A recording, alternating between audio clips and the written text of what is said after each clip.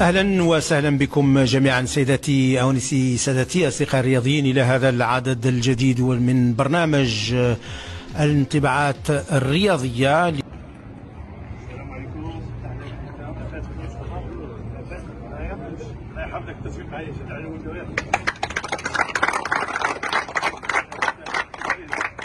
سلم على محمد. سلم على النبي.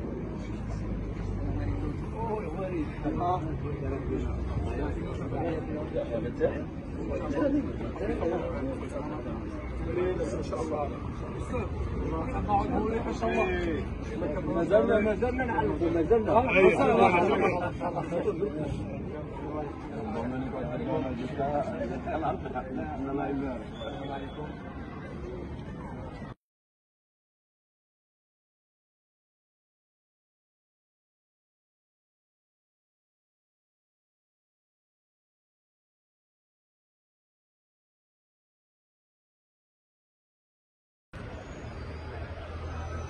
حر على الطريق.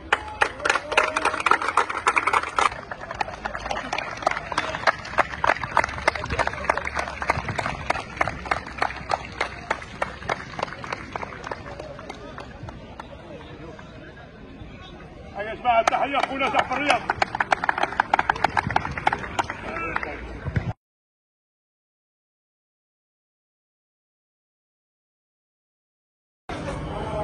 يسر جمعية راديوز اليوم وبحضور كوكبة من نجوم كرة القدم الجزائرية وكذلك حضور الأسرة الإعلامية لمدينة وهران ممثلة في أخونا أمين العمري ومرتضى وكذلك اللاعبين الكبار الذي صنعوا تاريخ كرة القدم الجزائرية على غرار سي أخضر بلومي مجاهد حمادي ناصر بن شيحة وحضور الحكم الدولي حنصان محمد كذلك صديق جمعية راديوز والعضو الفعال سي هواري بن معروف. اليوم باش نكرموا ونحترف بما قدمه اخونا جعفر ايد حبوش الذي منذ اسبوع يعني خرج من التقاعد بعد 35 سنه عطى في الميدان الرياضي والميدان العملي وكذلك القناه الوطنيه واذاعه وهران. اليوم نقول لك جعفر خويا بارك الله فيك واش قدمت وربي يحفظك ونعترف كذلك في مدينه وهران انك كنت ناطق رسمي وكذلك كل ما يخص الرياضات الجماعيه يعني وكذلك نقدر ما ننسوش كذلك سي بلومي انه كان يجول كذلك في ملاعب الغرب الجزائري وخصوصا في ايام العاصفه التي مرت بها البلاد حتى تصل المعلومه للمستمع. شكرا جعفر ايد حبوش والتصفيق خلافا لما قدمه الرجل يتقدم اولا بلومي الخضر لتكريم خونا جعفر حبوش. كذلك شهادة شرفية يهديها الحكم الدولي حنصان وناصر بن شيحة. شكرا شكرا شكرا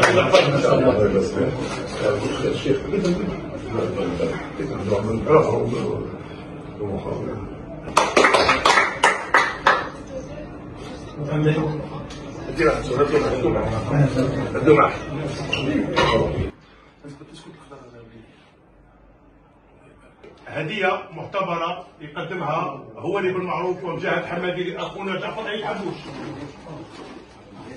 شكرا.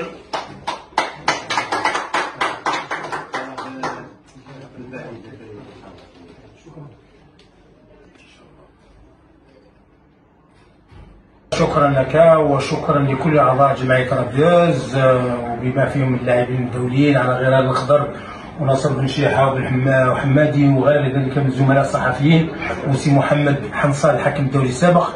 انا اعترف باننا نشكرك جزيل الشكر على هذا الاعتراف. وانا 35 سنه فاتوا كيما هكا يعني فاتوا سريعه رغم انني من بين مؤسسين القسم الرياضي للقناه الثانيه بالامازيغيه في العاصمه. بعد ما كنت 4 سنوات في العاصمه تحولت الى اذاعه وهران. في إذاعة وهران كنت صحفي يعني في الرياضة وفي السياسة وفي غير ذلك.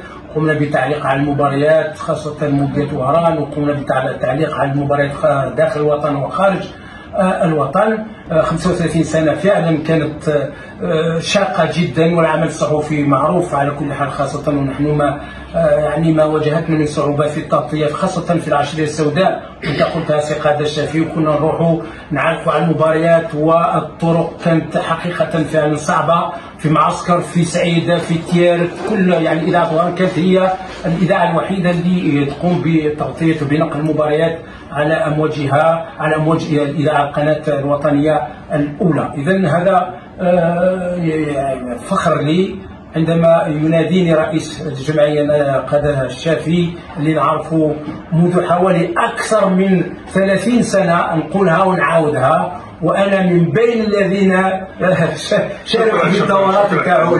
حيو الصحافي معروف يعني غني عن التعريف، احنا خاصة على مستوى الوطن الجزائري، خاصة في وهران مالغري بيلي كان تيقولوا بصح كشغل ورجع وهراني يعني 35 سنة تبارك الله، عمل مستوى عالي.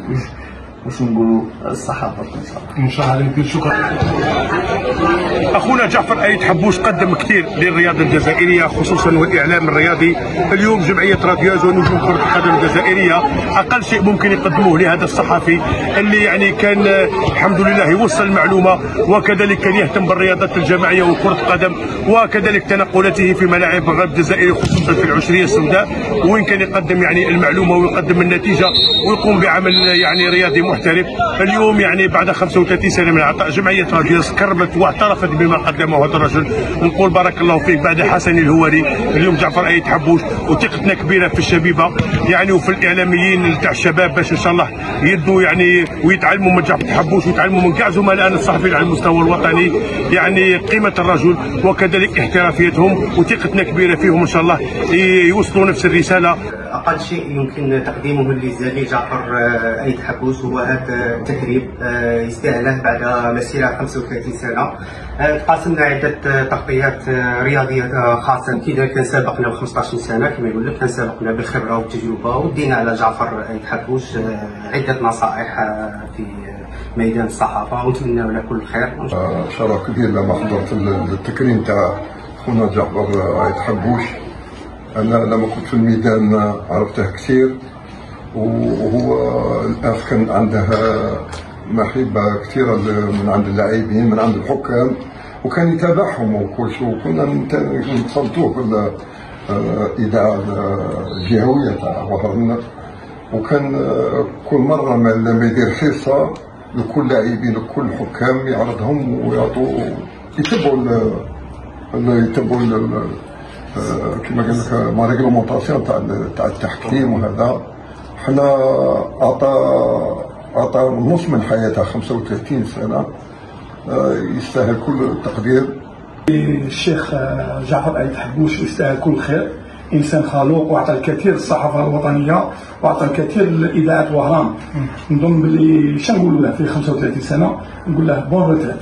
هذا ما يكون الكلمات لما نشوف قامه يعني التاريخ بصمه تبارك الله بالنجاحات، نقول اناس يقدرون معناه وللابداع اناس يحسدونه. فمنك أيد حبوش تعلمنا كيف يكون التفاني والاخلاص في الصحافه، تركت البصمه نتاعك التفاني والاخلاص في الصحافه، يعني يا ربي يبارك فيك، ربي يوفقك ان شاء الله. جعفر خويا بون كوراج وان شاء الله هيا خويا